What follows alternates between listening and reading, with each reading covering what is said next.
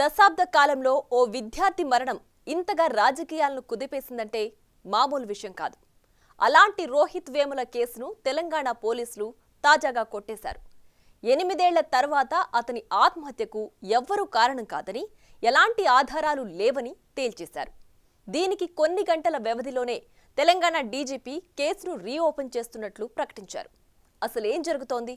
సున్నితత్వం సంతరించుకున్న ఈ కేసు ఎందుకు ఇన్ని మలుపులు తిరుగుతోంది?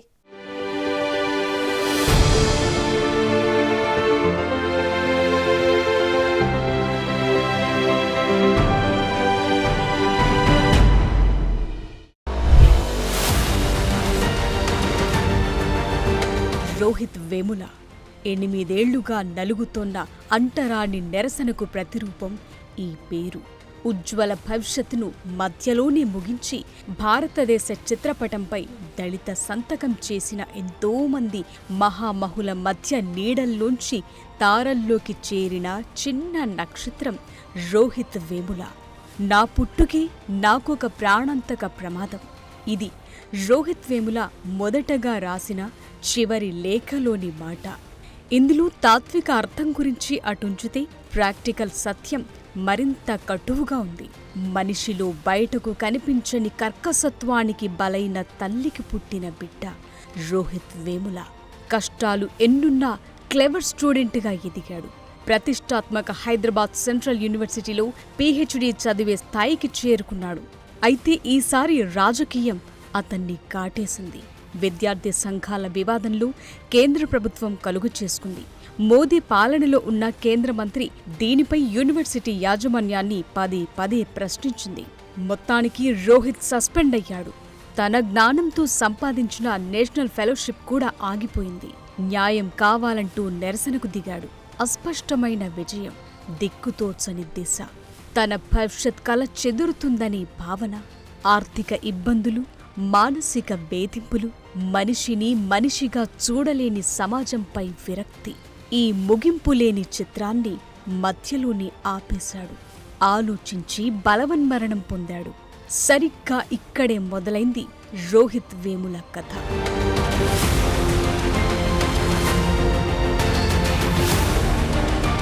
దేశవ్యాప్తంగా విద్యార్థి లోకం గళం విప్పిన హైదరాబాద్ సెంట్రల్ యూనివర్సిటీలో పీహెచ్డీ స్కాలర్ రోహిత్ వేముల ఆత్మహత్య కేసులో తాజాగా కీలక పరిణామం చోటు చేసుకుంది. 2016 నుండి 8 ఏళ్లుగా సాగుతున్న రోహిత్ వేముల కేసును క్లోజ్ చేస్తున్నట్టు 2024 మే 4న తెలంగాణ పోలీసులు ప్రకటించారు.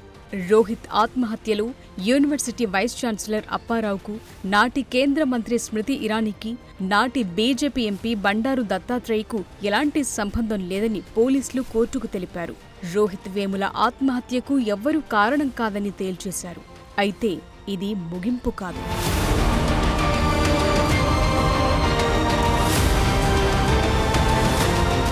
యూనివర్సిటీ ఆఫ్ హైదరాబాద్లో కుల వివక్షపై ఆరోపణలు చేస్తూ పీహెచ్డీ విద్యార్థి రోహిత్ వేముల ఆత్మహత్య చేసుకున్న 8 ఏళ్ల తరువాత తెలంగాణ పోలీసులు అతని మరణానికి ఎవరూ కారణం కాదని చెప్పటంతో పాటు రోహిత్ అసలు దళితుడే కాదంటూ నివేదికను దాఖలు చేశారు. ఈ కామెంట్ ఇప్పుడు కొత్తగా చేసింది కాదు. జనవరి 17, 2016న హాస్టల్ గదిలో రోహిత్ వేముల ఆత్మహత్య చేసుకున్న తరువాత అప్పటి వీసీ అప్పారావు, కేంద్ర మంత్రులు కూడా ఇదే అంశాన్ని ప్రస్తావించారు. అతని మరణాన్ని పక్కన పెట్టి కులం గురించి ఆరోపణలు చేశారు. అతడు ఎస్సీ కాదని, బీసీ కులానికి చెందిన వ్యక్తని, అప్పుడు ఎస్సీ ఎస్టీ కేసుకు సంబంధమే లేదని వాదన తెచ్చారు. ఏది ఏమైనప్పటికీ ఇతరులపై నేరారోపణ చేయటానికి ఆధారాలు లేవని పేర్కొంటూ ఎస్సీ సర్టిఫికేట్ మోసపూరితంగా సంపాదించినందుకు భయపడి, అది బయటపడితే అతను ఇప్పటివరకు సంపాదించిన డిగ్రీలు రద్దవుతాయనే భయంలో ఆత్మహత్య చేసుకున్నాడంటూ తెలంగాణ పోలీసులు కేసును మూసేశారు.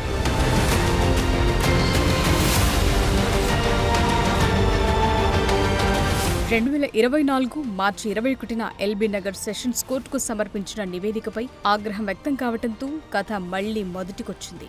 తెలంగాణ డీజీపీ రవిగుప్తా ఈ కేసులో విచారణను పునఃప్రారంభిస్తున్నామంటూ ప్రకటించారు. దర్యాప్తు తీరుపై మృతురాలి తల్లితో పాటు మరికొందరు అనుమానాలు వ్యక్తం చేశారని పేర్కొంటూ డీజీపీ ఈ కేసుపై తదుపరి విచారణకు అనుమతించాలని మెజిస్ట్రేట్ను కోరుతూ పిటిషన్ దాఖలు చేయనున్నట్టు తెలిపారు. అయితే ఇప్పటి వరకు జరిగిన విచారణ పూర్తి అబద్ధం అంటూ నివేదికను తాము చట్టపరంగా సవాల్ చేస్తామని రోహిత్ కుటుంబం తెలిపింది. రోహిత్ ఆత్మహత్య తరువాత రాహుల్ గాంధీ, కాంగ్రెస్ పార్టీ మా ఆందోళనకు మద్దతిచ్చాయని, న్యాయం జరిగే వరకు మాకు అండగా ఉంటామని హామీ ఇచ్చారని రోహిత్ తల్లి వెల్లడించారు. నా బిడ్డ చనిపోయిన సంగతి అందరికీ తెలిసిన విషయమే కదా. అందరికీ ఎవరికేం కళ్ళకు గంతలు కట్టేం జరగలేదే కదా. ఆ రోజు 2016లో రోహిత్ వేముల చనిపోయాడు, అది ఖచ్చితంగా నిజం. నా కొడుకు ఎందుకు చనిపోయారని నేను కేసు పెడితే ఈరోజు వాడి కులం ఎస్సీ కాదు బీసీ అనేసి అంటంలో అసలు న్యాయం ఉందా? ఇప్పుడు ఏంటంటే ఇప్పుడు ఈ బీజేపీ ప్రభుత్వం అక్కడ కేంద్రంలో ఓడిపోయిద్ది. ఇప్పుడు దేశం మొత్తం ఓడిపోయేటట్టు ఉందని వాళ్ళ భయంతో కేసుని ఇప్పుడు బయట పెట్టారు. 2 నెలల క్రితమే వాళ్ళు కోర్టుకి సబ్మిట్ చేశారంట. ఈ ఎలక్షన్ టైంలో బయట పెట్టారంటే వాళ్ళు ఓడిపోతే వాళ్ళని ఓటమి భయంతో, ఓడిపోతే వాళ్ళని జైలుకి పంపించాల్సి వస్తుంది అనేది భయంతో బయట పెట్టారు. ఎందుకంటే కాంగ్రెస్ ప్రభుత్వాన్ని, రాహుల్ గాంధీ గారిని బ్యాడ్ చేయడానికి చేశారు. కానీ ఎప్పుడు రాహుల్ గాంధీ గారు నా వైపే ఉన్నారు, రోహిత్ వేముల న్యాయం తప్పకుండా చేస్తారు.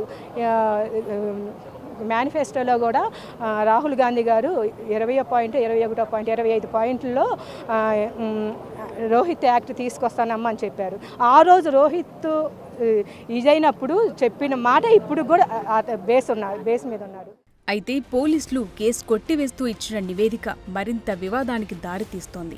రోహిత్ వేముల మరణానికి ఎవ్వరూ కారణం కాదనే అంశానికంటే రోహిత్ ఎస్సీ కులానికి చెందిన వ్యక్తి కాదనే అంశాన్ని ఫోకస్ చేయడంపై రోహిత్ కుటుంబం తీవ్ర ఆగ్రహాన్ని వ్యక్తం చేస్తోంది. రోహిత్ కుటుంబ సభ్యులు ఓబీసీ వడ్డెర వర్గానికి చెందినవారని, గుంటూరు జిల్లా యంత్రాంగం ఎస్సీ సర్టిఫికెట్లను రద్దు చేసిందని పోలీసుల నివేదికలో పేర్కొన్నారు.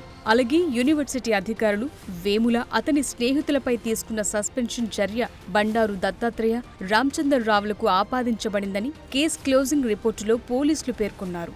కేంద్ర ప్రభుత్వం లేఖలు వీసీకి అందినట్లు ప్రోక్టోరియల్ బోర్డు సభ్యులకు, ఎగ్జిక్యూటివ్ కౌన్సిల్లో ఎవ్వరికీ తెలియదని, సస్పెన్షన్ నిర్ణయం వారు స్వతంత్రంగా తీసుకుందని నివేదిక పేర్కొంది.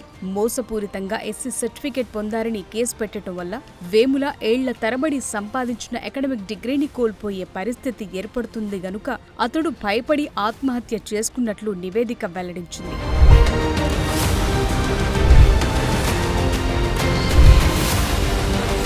రోహిత్ వేములతో పాటు మరో 4 విద్యార్థులను హాస్టళ్ల నుంచి సస్పెండ్ చేసిన మాజీ వీసీ వేధింపులకు పాల్పడినట్లు ఎలాంటి ఆధారాలు లేవని పేర్కొంది. దర్యాప్తు అధికారి ప్రకారం పొదిలే అప్పారావు 1 సెమిస్టర్ హాస్టల్ స్కాలర్షిప్ల కోసం సస్పెన్షన్ అసలు శిక్షను తగ్గించారని, ఈ ఉదాసీనత దృష్ట్యా రోహిత్ వేముల, అతని స్నేహితుల పట్ల వీసీ ఎలాంటి వివక్ష చూపారని చెప్పలేమని నివేదిక పేర్కొంది. 2015 డిసెంబర్లో వేముల తనకు విషం అందించి ఆత్మహత్య చేసుకునేందుకు తాడు అందించాలని వీసీకి లేఖ రాశాడని అందులో పేర్కొన్నారు. ఇది ఆత్మహత్యకు సూచనగా పరిగణించగలిగితే సస్పెన్షన్కు 1 నెల ముందు రాసిన లేఖ అని, నిరాశ, కోపం వల్ల అతను ఆత్మహత్య చేసుకొనుండొచ్చని నివేదికలో వెల్లడించారు. ఇక రోహిత్ వేముల తల్లిదండ్రులు విడిపోయారని, ఈ ప్రభావంతో పాటు చదువు కంటే క్యాంపస్లో రాజకీయాలే ఎక్కువగా ఉన్నాయని నివేదిక పేర్కొంది.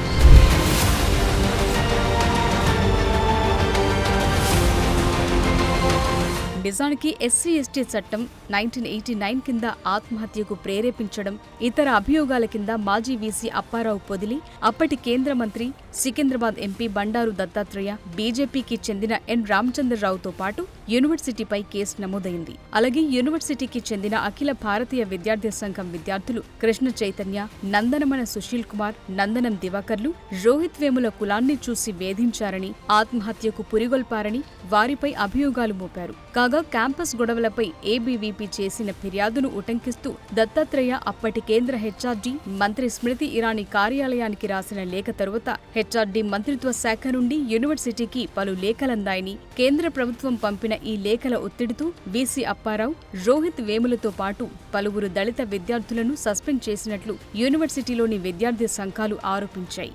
ఈ వివక్షపూరిత చర్యలతోనే రోహిత్ ఆత్మహత్య చేసుకున్నాడని దళిత విద్యార్థులు నిరసనలు చేపట్టారు.